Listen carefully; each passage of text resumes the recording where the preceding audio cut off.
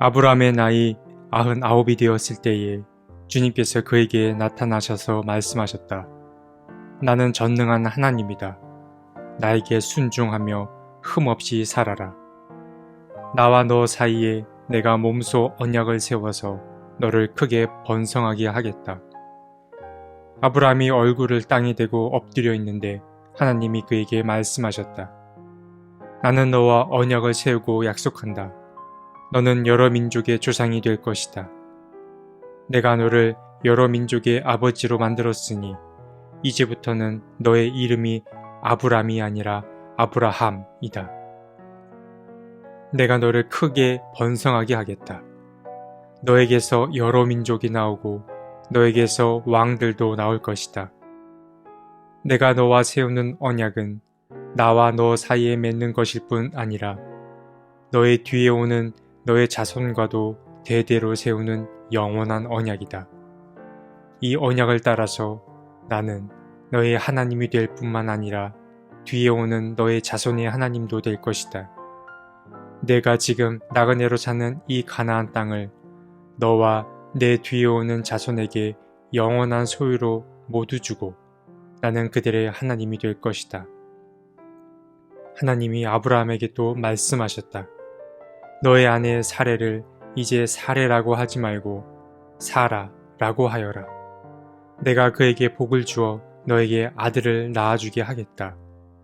내가 너의 아내에게 복을 주어서 여러 민족의 어머니가 되게 하고 백성들을 다스리는 왕들이 그에게서 나오게 하겠다.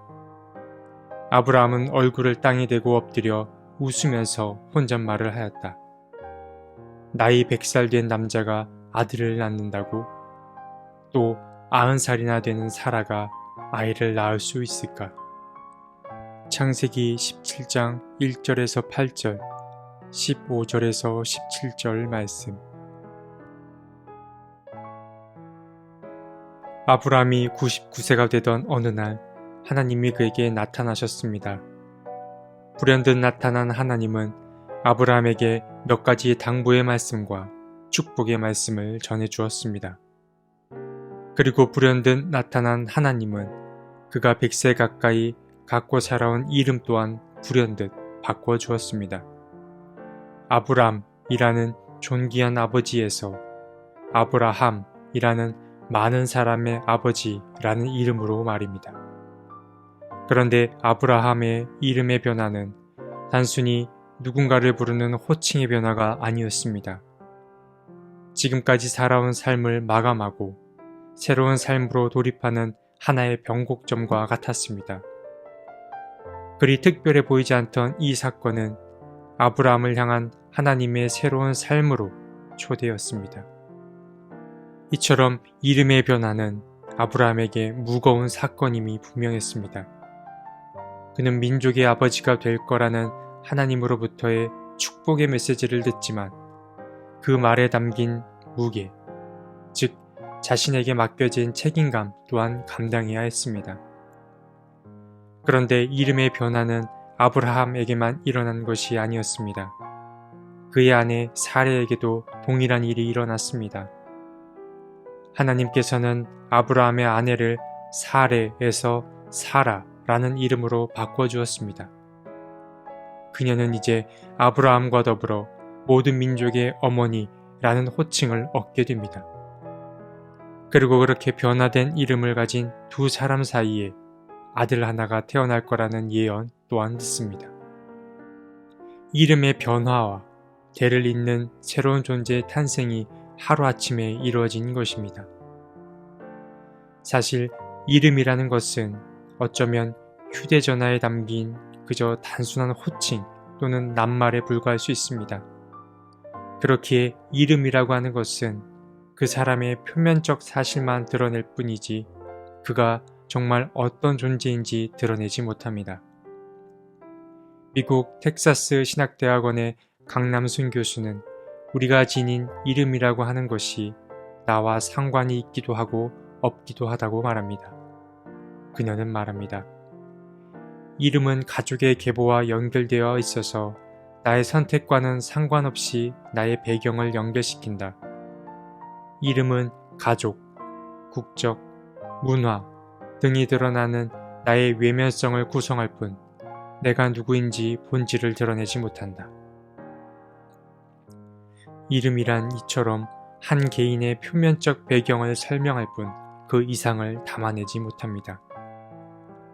하지만 아브람과 사레의 이름의 변화는 좀 달랐습니다. 하나님의 손에 붙들린 두 사람은 그들의 외면성 뿐만 아니라 그들의 정체성까지도 바뀌었습니다. 원래 존귀한 아버지라는 이름의 뜻을 가진 아브람은 그 이름의 의미에서도 알 수 있듯이 삶의 주인이 바로 자신이었음을 알 수 있습니다. 기존에 그가 가졌던 이름은 자기 중심적 이름에 가까웠습니다. 그러나 그들은 이제 많은 사람의 아버지, 여러 민족의 어머니가 되었습니다. 이름의 변화로 삶의 중심이 옮겨간 것입니다. 아브라함과 사라는 뭇 사람들을 대표하는 사람, 즉 자기 중심적 인물에서 타자 중심적 인물이 된 것입니다. 그렇게 두 사람이 겪은 이름의 변화는 그들의 존재의 뿌리를 흔들어 놓았습니다. 오늘은 한 해를 마감하는 마지막 날입니다. 여러분은 여러분의 이름에 걸맞는 한 해를 사셨는지요?